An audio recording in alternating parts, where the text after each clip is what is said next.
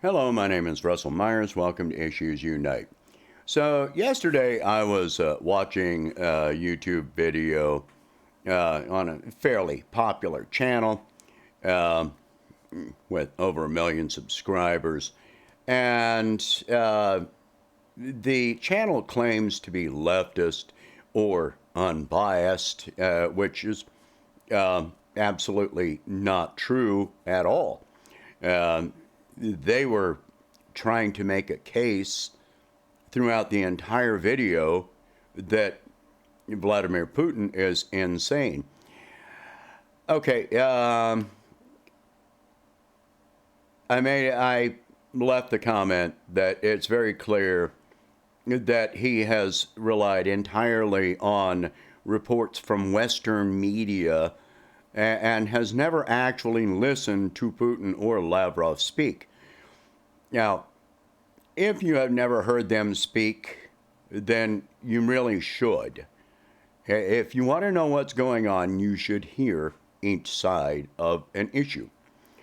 And I've pointed out so many times that Putin, for 8 years, has been trying the diplomatic approach to get Ukraine to honor the Minsk agreement, something that his video didn't even mention. And his video also didn't mention the 8 years of attacks on Donbass by Ukraine. And there were a lot of other things that the video failed to mention. But, I mean, if you listen to Putin or Lavrov, they are calm, they are rational, they're and not pushing all this freaking nationalism and stuff like that you hear from other leaders. So I'm going to make this a comparison between Putin and other world leaders. First of all, take a look at how many armed conflicts Russia is involved in right at this time, and for many years. How many conflicts prior to this was Russia involved in? One, Syria. And they were fighting against ISIS. It has been widely publicized that the American military, American government, was giving air cover to ISIS. We funded, armed, trained ISIS. We created ISIS. We know this. This is a fact. We created and funded armed, trained the Mujahideen, which became the Taliban. Over and over, the American government has, backed fascists. And anybody that opposes them is declared dictatorial and insane. So in that respect, if you look at it from that point of view, yeah, okay, Putin is insane for standing up against the U.S. and NATO. Is that insane? Or would it be more insane to just allow NATO to keep on creeping right up to their doorstep? What is the end goal of this? They say it's to stop Russian aggression, but where was that aggression coming from prior to the last 9-10 days? So even right now, Russia is only involved in 2 armed conflicts, Ukraine and Syria. They haven't expanded this any further. How many armed conflicts is the United States involved in right this minute? We've got Syria, Iraq. We're still bombing Afghanistan. We may have removed our ground troops, but we're still bombing Afghanistan and imposing murderous sanctions there. We're bombing Somalia. Um, you know, just you can keep going and keep going. We're arming Saudi Arabia to conduct genocide in Yemen. We're arming and funding Israel to conduct genocide against Palestine. Where's the sanity in any of that? Tell me, because there is none. If you think this is sane, then defend that in the comments. NATO, Stoltenberg, Scholz, the new Prime Minister of Germany, they are providing weapons to Ukraine.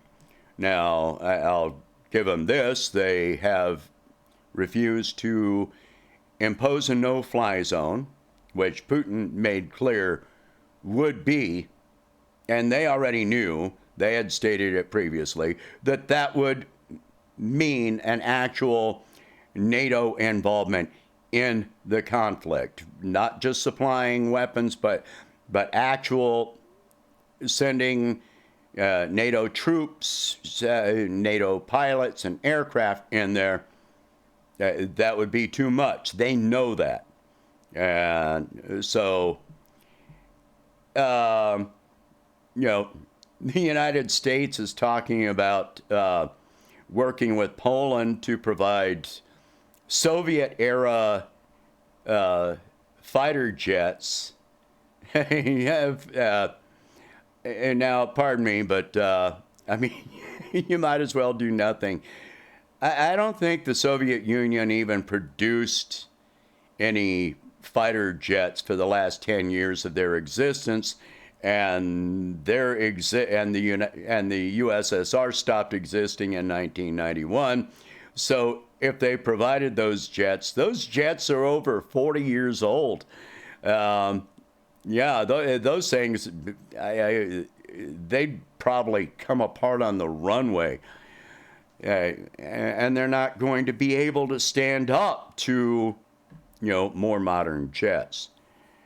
So, I mean, Biden, we all know that he's being manipulated, run by the military-industrial complex, and he has very clearly got a neurodegenerative disorder. That you can't deny that. I mean, he can't even remember what countries that he's, talking about. He said that we will stand with our Iranian allies. What? When he was campaigning, he couldn't remember what office he was running for. He confused his wife and his sister. And on and on and on. Biden wants to talk about, defending our way of life. What way of life? I mean, we've got millions of people at this point that are homeless, and more becoming homeless. And, 30-40% of Americans are food insecure, and that's before prices went up in the last few weeks drastically. Over half of Americans cannot afford a $400 emergency. What way of life are we defending?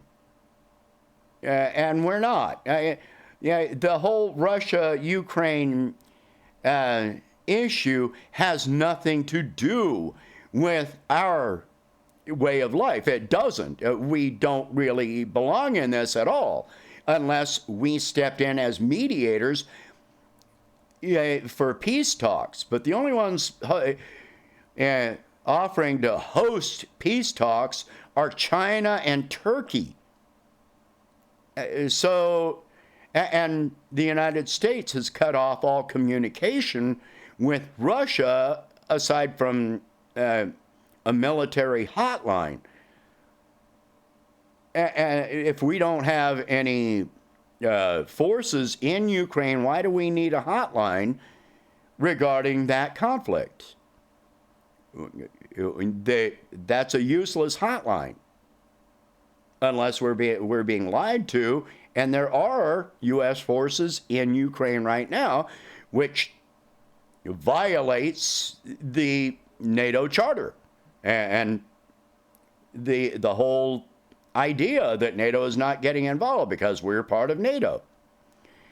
So if you listen to Zelensky, he is off the rails. If you actually listen to him beyond the sound bites that are given to you, which are 3-4 seconds long.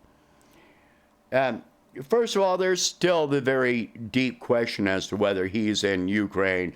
He posts a video or tweet with a picture and says that he's in his office. Well, if we've never seen his office, we don't know that. And I can create a background right here with a green screen. I've used a green screen in the past. I can make it look like I'm anywhere. So, and I can claim that I'm in Hawaii. So none of that proves anything. Unless he's out there interacting with people, then there's no proof. In one breath, he says, he talks about having peace talks and wanting to talk with Putin directly. And then in the next breath, he's talking about wanting to join NATO and asking NATO to impose a no-fly zone, which they've told him repeatedly they're not going to do, but he keeps on pushing it. And now he is charging ministers of parliament, members of parliament in Ukraine of treason because they support Ukraine being neutral and not joining NATO. In other words, they support peace and respect Russia's security concerns, and they don't find any threat if this is enacted. Then they don't see any threat from anywhere. So, I mean, where is the threat going to come from? From another NATO country? You look at a map, and they're completely surrounded on 3 sides by NATO countries, and on the other side by Russia. You make peace with Russia, and then the only invasion or a threat could come from NATO. And yet, this person is being charged with treason. How is that treason? Because you don't want war. Anyway, before you go off claiming Putin is insane, listen to him and actually listen to what these other people are saying and compare. I'm not saying Putin is perfect. I'm not saying that he's a god or anything like that. That's not what this is about. But he does appear to be extremely sane, against genocide. If you are in favor of genocide, then you need to question your own sanity. If you're in favor of this war continuing, you need to question your own sanity. Anyway, share this video. Talk about these subjects. If you can, donate $1 a month to help expand the channel and the website.